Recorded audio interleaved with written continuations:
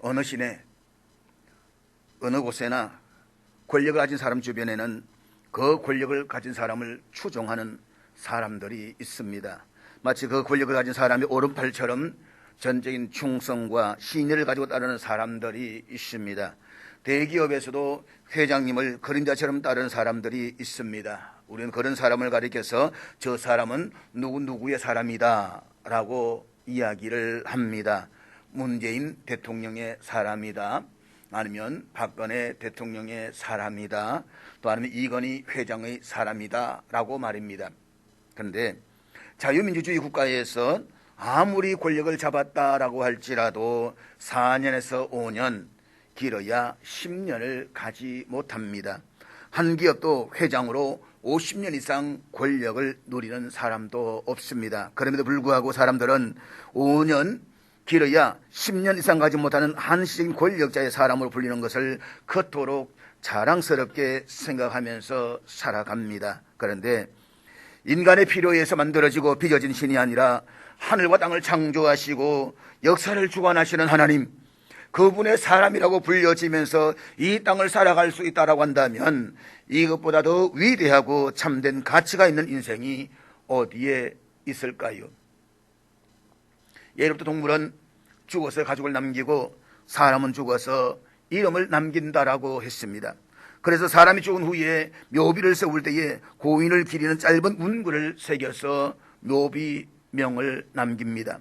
그것은 그 사람의 일생을 한 문장에다가 담을 수 있는 글자이기도 하고, 혹은 그 사람이 마지막에 남긴 유언과 같은 말이기도 합니다. 누가 어떤 묘비명을 남겼는가라고 하는 것을 제가 인터넷을 한번 찾아보았습니다. 보니까 유명한 작가 해밍웨이는 묘비에 이런 글을 남겼습니다. 일어나지 못해서 미안하오. 노벨상을 수상하고 95세의 나이로 세상을 떠났던 조지 버나드 쇼의 묘비에는 그의 마지막 말이 이렇게 새겨져 있습니다. 우물쭈물하다가 이렇게 끝날 줄 알았다. 19세기 철학자요 신학자였던 키에르케고르는 이런 말을 남겼습니다. 잠시 때가 지나면 그때 나는 승리하고 있으리라. 시인 에밀리 디킨슨의 묘비에는 이런 글이 남겨져 있다고 합니다. 불려갔음. 그 사람의 시인과 신앙에 따라 가지고 남겼던 이야기들의 특징을 그대로 유추해 볼 수 있다라고 생각이 되어집니다. 그렇다면 여러분은 여러분의 이름이 어떻게 기억되기를 원하십니까? 여러분 묘비에 무엇이 남겨지기를 원하십니까? 아니, 나를 아는 모든 사람들로부터 나라는 존재가 어떤 사람으로 기억되어지기를 바라십니까? 성경은 모세와 엘리야를 향하여서 하나님의 사람이라고 부릅니다. 다윗을 가리켜서는 내 마음에 합한 사람이라고 했고, 사도 바울에 대해서는 내가 택한 나의 그릇이라고 했습니다. 그런가 하면 사도 바울은 자신의 믿음의 아들인 디모데를 향해서 이렇게 부르고 있습니다. 너 하나님의 사람아. 사랑하는 여러분, 하나님의 사람이라는 이 명칭만큼 나의 정체성과 사명, 나의 존재됨의 이유를 분명하게 드러내는 말이 어디에 있겠습니까? 그렇다면 이 땅에서 하나님의 사람, 하나님의 시민으로 살아가야 할 인생은 어떠해야 할까요? 첫째로 하나님의 사람을 마땅히 피해야 할 것들이 있습니다. 사도 바울은 11절에서 디모데를 향해 하나님의 사람을 먼저 이것들을 피하라고 말씀을 하고 있습니다. 우리 앞에 있는 11절 다 같이 읽도록 하겠습니다. 11절 같이 읽습니다. 시작. 하나님의 사람아, 이것들을 피하고 의와 경건과 믿음과 사랑과 인내와 온유를 따르며. 여기서 이것들을 피하라 라고 하는 것은 구체적으로 앞에 있는 3절부터 10절까지의 내용을 가르치는 말씀입니다. 여기는 당시 부패하고 욕심에 가득 찬 거짓된 교사들의 실상을 그대로 보여주고 있습니다. 그러면서 하나님의 사람으로서 마땅히 이러한 것들을 경계하고 피하라고 말씀하고 있습니다. 그렇다면 하나님의 사람인 디모데를 하여금 피하라고 하는 것이 무엇입니까? 동시에 하나님 나라의 시민으로서 살아가는 우리가 마땅히 피해야 하는 것은 무엇일까요?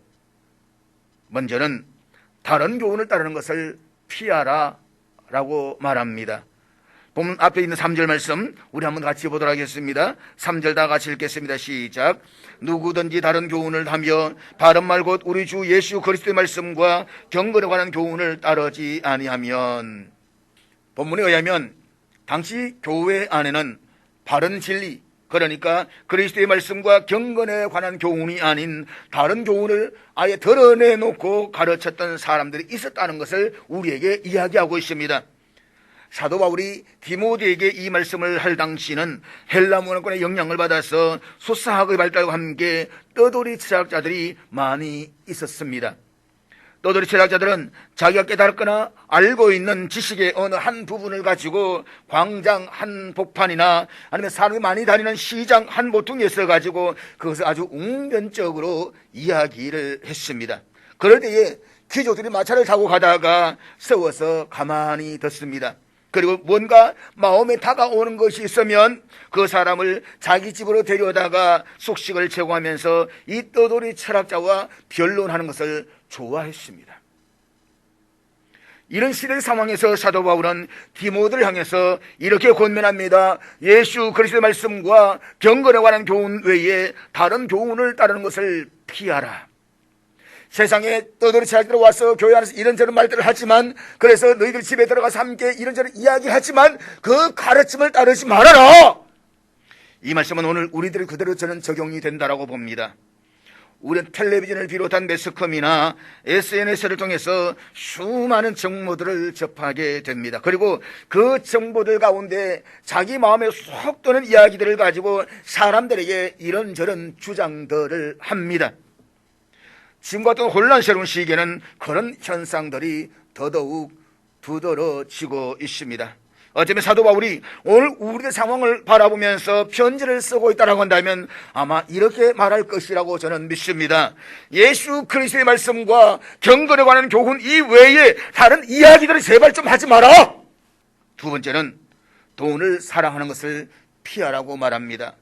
본문 앞에 있는 10절 말씀 우리 같이 읽도록 하겠습니다. 10절 다 같이 읽겠습니다. 시작. 돈을 사랑함이 일만 악의 뿌리가 되나니 이것을 탐내는 자들은 미혹을 받아 믿음에서 떠나 많은 근심으로서 자기를 찔렀도다. 본문에서 바울이 말하고자 하는 핵심은 단순히 돈 자체가 문제가 아니라 또 돈이 악의 모든 유일한 뿌리, 그런 말이 아닙니다.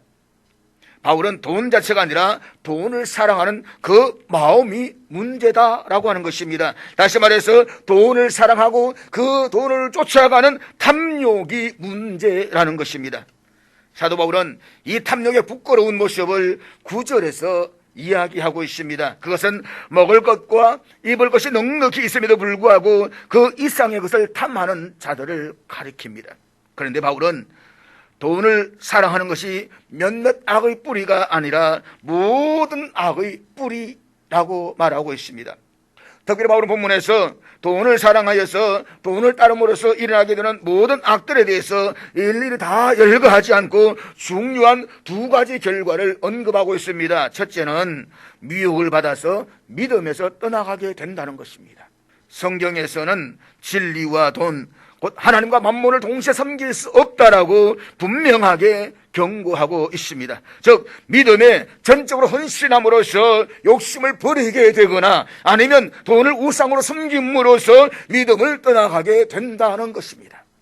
돈을 따라오면서 일어나게 되는 두 번째 결과는 많은 근심으로서 자기를 찌르는 것입니다.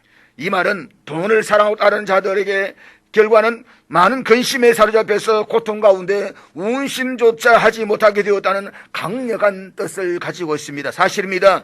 우리들 주위에 보면 돈 때문에 관계가 깨어지는 사람들이 있습니다.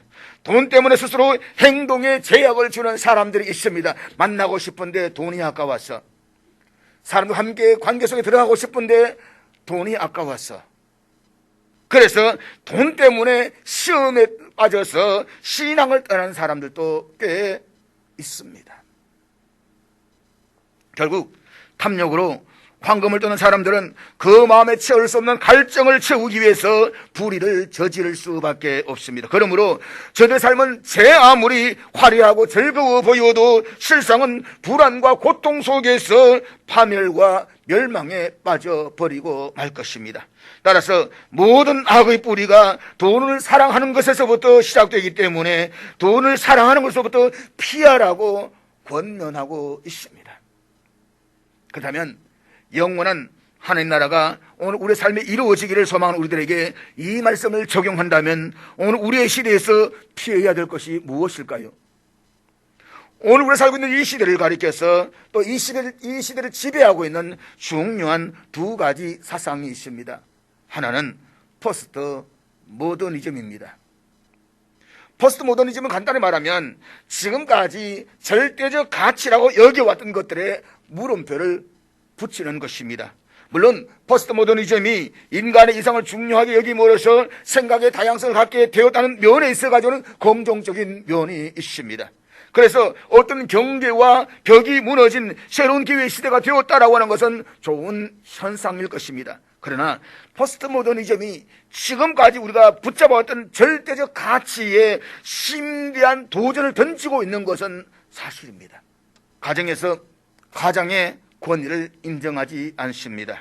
국가나 단체에서의 지도자의 권위를 인정하지 않습니다. 그 결과 가정의 해체와 위기, 국가의 지도력에 심각한 위기를 경험하고 있습니다.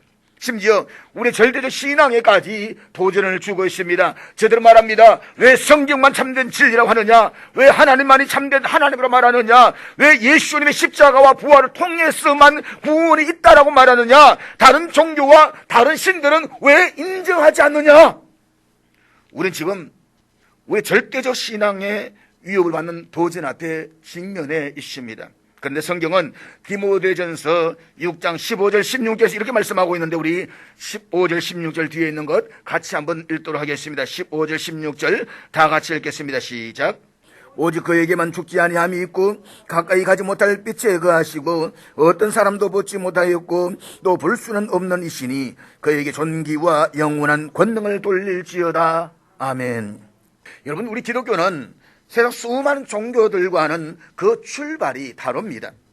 세상의 모든 종교들은 출발이 인간에게 있습니다. 즉 세상 사람들은 자신들의 욕망과 위로와 필요를 채우기 위해서 수많은 신들을 형상화하고 만들었습니다. 그렇기 때문에 저들에게는 다른 신들을 얼마든지 받아들여도 상관이 없습니다. 불교나 유교나 도교나 힌두교 같은 종교들에서는 다른 신들을 더 섬긴다라고 해서 문제될 것이 하나도 없습니다. 그렇지만 기독교는 아닙니다. 왜냐하면 기독교는 저들 종교와는 그 출발과 차원이 다르기 때문입니다. 기독교는 출발이 인간에게 있는 것이 아니라 하나님께 있습니다. 하나님이 우리 인간에게 찾아오시고 우리에게 말씀하십니다. 따라서 하나님 외에 다른 어떤 신도 용납할 수가 없습니다. 기독교에 다른 신들을 받아들이는 순간 그것은 이미 기독교가 아닙니다. 그런데 포스트 모더니즘에 익숙한 세상 사람들은 우리 항상 이렇게 말합니다. 너희들 왜 하나님만 믿느냐? 다른 신들도 인정하고 좀 받아들여라. 그러나 이것은 정말 모르는 소리이고 아주 무식한 소리입니다. 가령 여러분, 우리는 나를 태어나게 하신 한 분 아버지가 계십니다. 그런데 어느 날 누군가가 저에게 와서 이렇게 말합니다. 당신은 왜 아버지 한 분이냐? 이분도 아버지로 받아들이고 저분도 아버지로 받아들이고 저분도 아버지로 받아들이라고. 이것은 있을 수 없는 이야기입니다. 그런데 이런 있을 수 없는 이야기들이 오늘 우리 주위에서 일어나고 있다라고 하는 것입니다. 심지어 교회 안에서조차 신학자들조차도 왜 기독교만이냐, 왜 예수만이냐라고 말하면서 아시아의 종교들도 다 용납해야 된다, 모든 종교를 함께 인정해야 된다, 하나님께 나아가는 길은 하나님만이 아니라 기독교만이 아니라 수많은 갈래의 길이 있다라고 하면서 다원화를 이야기하고 있습니다. 기독교는 하나님이 나와 우주 만물을 창조하셨다는 신앙에서 출발을 합니다. 하나님 우리를 창조하신 영원한 아버지이십니다. 나를 창조하신 아버지가 하나님 외에 또 다른 아버지가 있을 수는 없습니다. 우리 영원한 아버지는 오직 한 분, 하나님밖에는 없습니다. 무엇보다 그 하나님께서 우리를 구원하시고자 인간의 몸을 입고 이 땅에 오셨고, 그가 우리의 죄를 대신해서 십자가에 못 박혀 죽으시고 부활하셨습니다. 예수 그리스도 외에 천하 인간의 구원받을 만한 다른 이름을 주신 일이 없습니다. 세상 어느 종교도, 어느 종교 창시자도 인류의 죄를 위해서 자신의 생명을 내놓은 사람은 없습니다. 자기를 위해 살다가 자기를 위해서 죽었던 사람들. 그러므로 나를 위해서 생명을 바치시고 나를 위해서 구원하시고자 자기의 생명을 내주신 이는 예수 그리스도밖에 없습니다. 그렇기 때문에 오직 예수 그리스도만이 길이요 진리요 생명인 것입니다. 하나님만이 참된 하나님이십니다. 그러므로 오늘 우리 시대 속에서 우리는 하나님 중심, 말씀 중심, 오직 예수 그리스도 중심, 복음 중심에서 조금도 타협할 수 없는 절대적 신앙 앞에 서야 될 줄로 믿습니다. 이 신앙이 흔들리면 안 됩니다. 우리는 종교다운 지석에서 내가 너의 종교를 비판하지 않을 테니까 너도 내 종교를 비판하지 말라라고 하는 아주 그럴싸한 말에 속아 넘어가서는 안 됩니다. 세상이 우리 향해서 뭐라고 이야기를 해도 우리는 우리의 신앙을 선명하고 분명하게 해야만 합니다.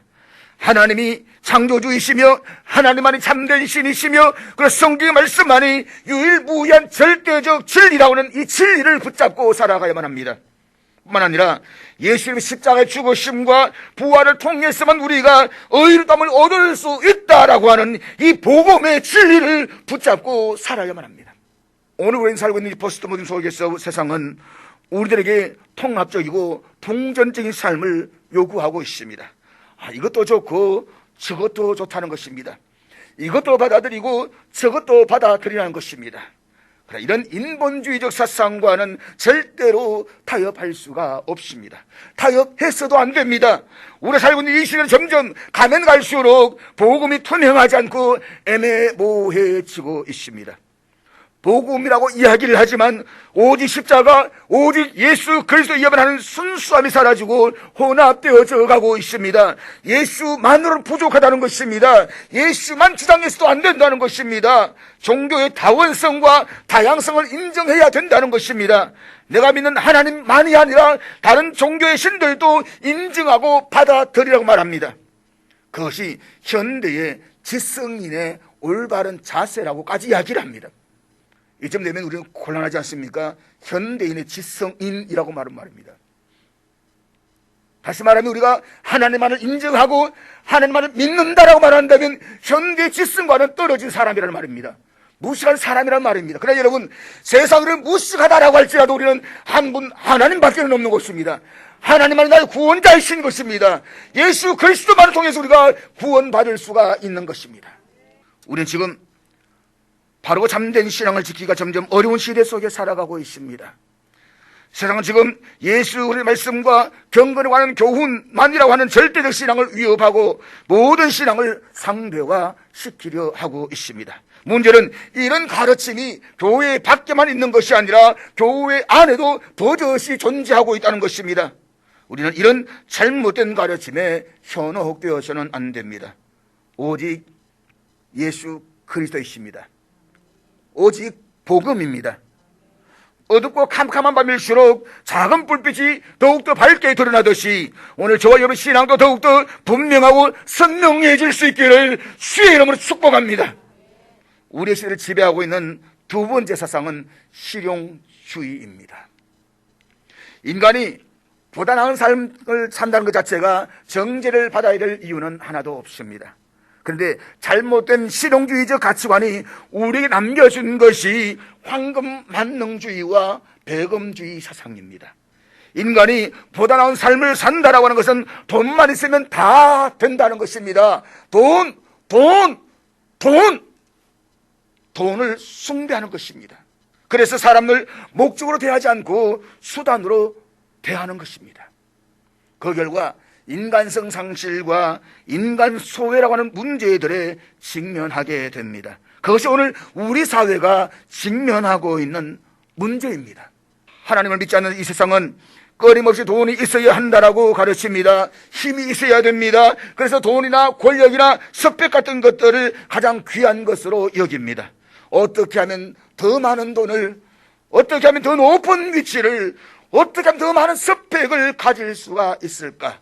그래서 돈이나 권력이나 스펙 같은 게 있으면 내 인생 좀 그래도 괜찮은 인생 같고 성공한 인생 같습니다. 반면에 돈이나 권력이나 스펙이 없으면 내 인생은 실패한 인생같이 여겨집니다. 이런 가치관은 분명히 잘못된 것입니다. 그런데 이런 잘못된 실용주의적 가치관들이 우리들의 마음과 생각을 지배하고 있다는 것입니다. 오직 하나님 바라보면서 저 영원한 천국을 사모하는 우리들 안에서도 이 생각들이 지배하고 있습니다. 그래서 사도 바울은 디모데전서 6장 17절부터 18절에서 이렇게 말씀하고 있는데, 우리 뒤에 있는 6장 17절 18절 그렇습니다. 정함이 없는 재물에 우리의 마음을 두지 말고 모든 것을 후히 주사 누리게 하시고 행하게 하시는 하나님께만 소망을 두고 살아가야만 합니다. 그래서 하나님께서 우리를 허락해 주신 모든 물질의 선한 청지기로서 나누어 주기를 좋아하며 너그러운 자가 되기를 힘써야만 합니다. 그렇다면 하나님의 사람들은 역사상 어떤 삶을 살았던 사람들일까요? 하나님의 사람은 어떤 삶을 살아가야 할까요?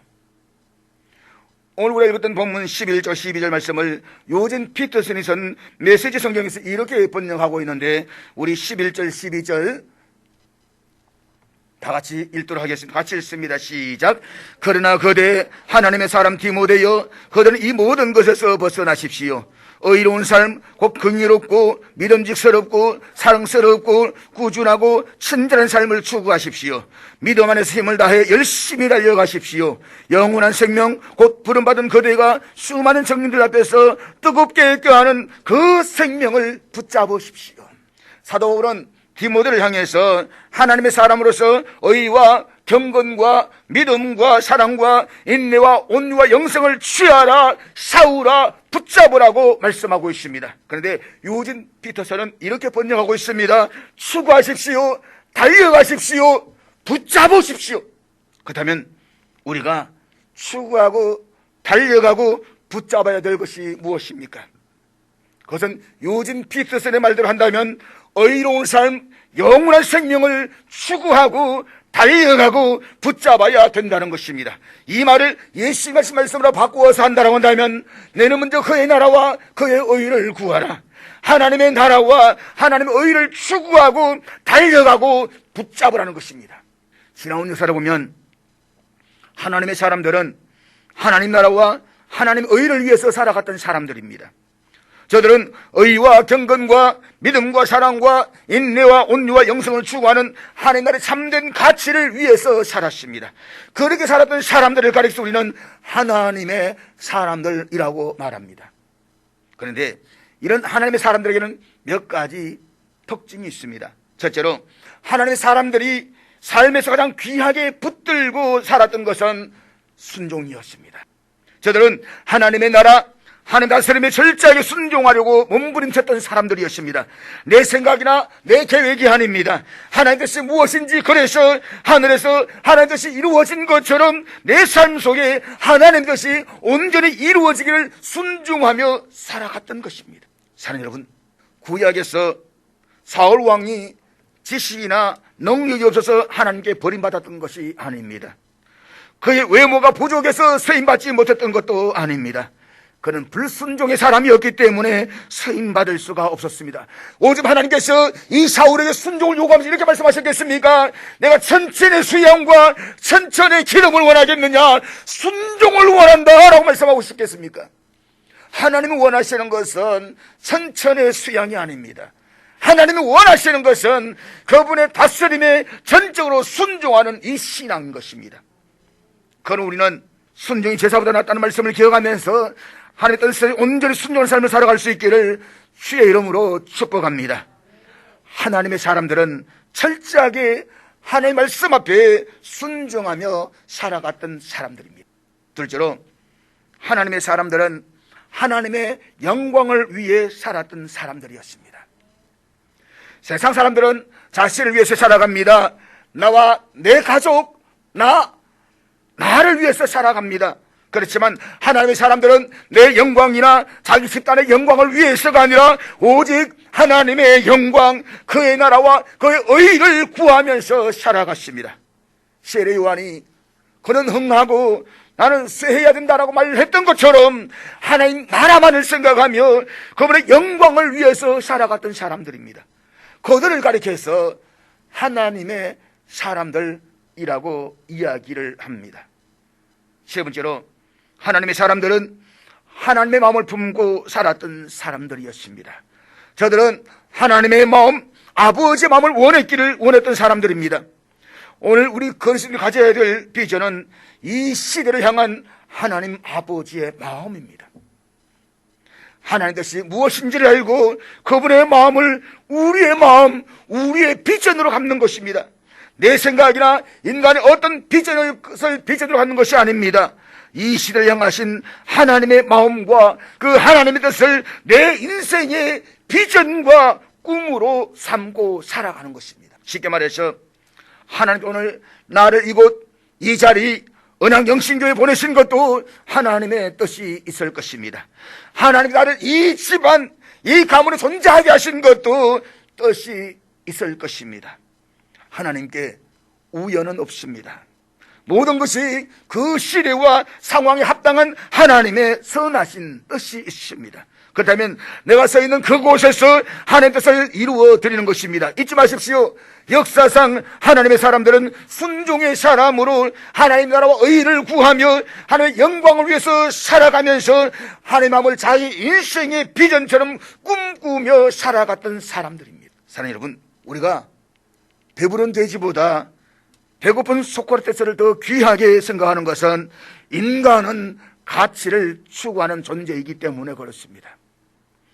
때로 인간은 배가 고파도 그것이 의미가 있고 가치가 있으면 그 길을 걸어갑니다. 그렇습니다.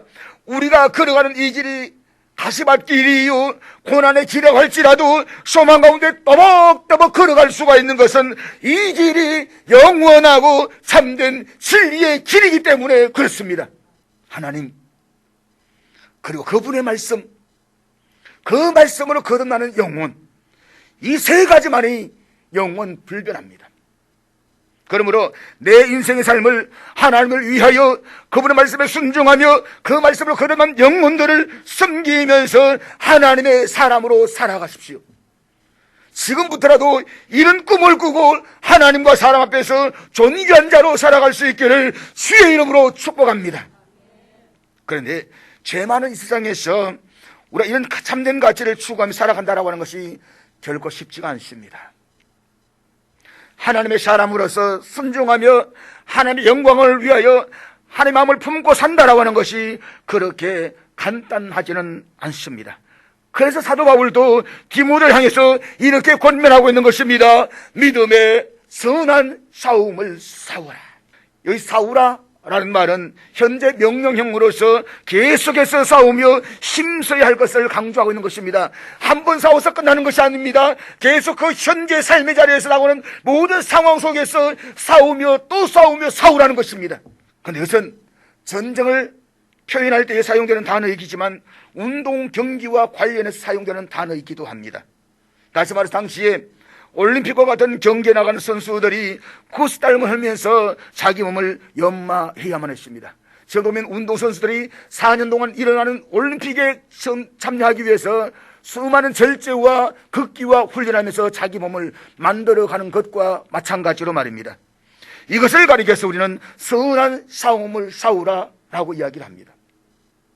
그래서 믿음의 선한 싸움을 싸우라고 하는 것은 레슬링 선수가 구슬땀을 흘리면서 자기 몸을 연마하듯이 훈련하라는 것입니다. 그런데 악한 싸움이 아니라 믿음의 선한 싸움을 싸우라는 것입니다. 구슬땀을 흘리듯이 믿음의 용장으로 우리 자신을 연단하라는 것입니다. 지금 코로나가 우리 모두의 예배를 방해하고 우리 영적 신앙을 잠재워 가고 있습니다. 얼마나 편한지 모릅니다. 새벽기도 안 나오고 저녁기도 안 나오고 수요 예배 안 나오고 집에서 인터넷으로 예배 드리니까 얼마나 편한지 모릅니다. 근데 과거에 우리 믿음의 어른들이 가르칠 때는 그리스도인들은 4주만 안 나오면 넌 크리스찬이 된다라고 했습니다. 교회 넉 주만 안 나오면 세상화되어 버린다라고 하는 것입니다. 이런 시대 상황 속에서 우리가 해야 할 일은 무엇입니까? 나 자신을 연마해 가는 것입니다.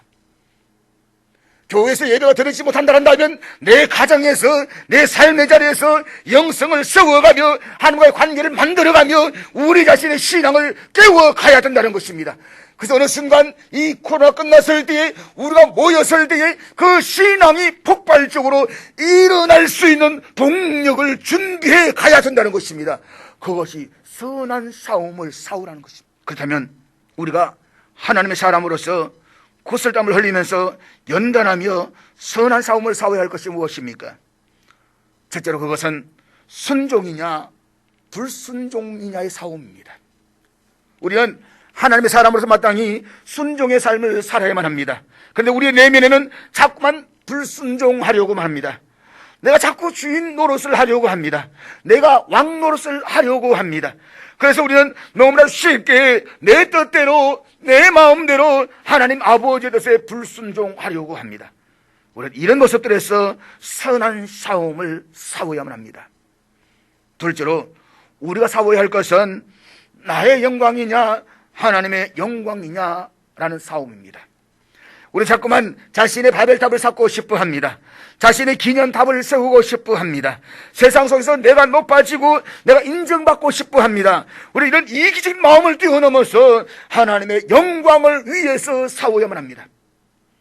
내 자신의 만족과 나의 기쁨이 아니라 하나님이 기뻐하신다면 기꺼이 좁은 길을 걸어갈 수가 있어야만 합니다. 나의 영광을 위해서가 아니라 하나님께 영광이 될 수 있다고 한다면 손해보는 길을 마다하지 않고 걸어갈 수가 있어야만 합니다. 그런데 우리는 손해보지 않으려고 합니다. 인정받고 싶어 합니다. 자신의 이기적 욕망을 충족시키고 싶어 합니다. 이러한 모습들에서 우리는 선한 싸움을 싸우라는 것입니다. 그런데 이것이 내 힘으로는 절대로 될 수가 없습니다. 선한 싸움을 싸우고 선한 삶을 살아가기 위해서는 그래서 우리가 성령님을 의지해야만 합니다.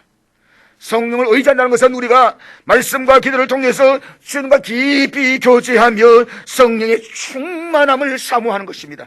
성령께서 우리 하여금 선한 싸움에서 승리하며 살아갈 수 있도록 도와주시기를 순간순간마다 기도해야만 합니다. 그래서 하나님의 사람들은 하나님과 친구처럼 대화를 했습니다. 그랬기 때문에 그가 하나님의 사람으로 살아갈 수가 있었던 것입니다. 그러므로 오늘 우리도 말씀과 기도를 통해서 하나님과 깊이 교제를 하는 삶을 살아갈 수 있기를 주의 이름으로 축복합니다. 그렇지 않으면 우리가 하나님의 사람으로 살아갈 수가 없습니다. 우리가 끊임없이 기도하고 말씀을 읽으면서 하나님과 교제하지 않으면 이 시기 속에서 우리의 신앙을 지키기는 어렵습니다. 우리가 하나님의 사람이 된다는 것은 우리의 내면이 하나님이 보시기에 합당한 사람으로 살아드리는 것입니다. 그런 하나님 사람이 되기 위해서 믿음의 선한 싸움을 싸워야만 합니다. 우리의 심령이 순종의 사람으로 내 영광이 아닌 하나님의 영광을 위해 살아드리는 자로서 우리가 세워져 간다라고 한다면 하나님의 사람으로 얼마나 아름다운 모습일까요? 1981년에 영국에서 만들어진 불의 전차라는 영화가 있습니다. 이 영화는 1924년 하계올림픽 때 400m에서 세계 신기록을 세웠던 금메달리스트 에릭 리델에 관한 실화를 바탕으로 만들어졌습니다. 에릭 리델은 이 400m에서 세계 신기록을 세우고 스코틀랜드 영웅 올림픽의 영웅이 되었습니다. 그런데 올림픽이 끝나고 고향으로 돌아오는데 자기 마음속에 계속해서 들리는 소리가 있었습니다. 에릭 리델, 네가 받은 메달보다 더 위대한 메달이 있단다. 네가 받은 영광보다 더 위대한 영광이 있단다. 복음을 위해 살거라. 복음을 위해서 살거라. 그는 자신의 내면에 떨려오는 이 소리를 마다할 수가 없었고 뿌리칠 수가 없었습니다. 그래서 마침내 결단을 하고 선교사로 중국에 가게 됩니다. 주변의 친구들의 가족들도 미쳤다고 하면서 도무지 이해할 수가 없었습니다.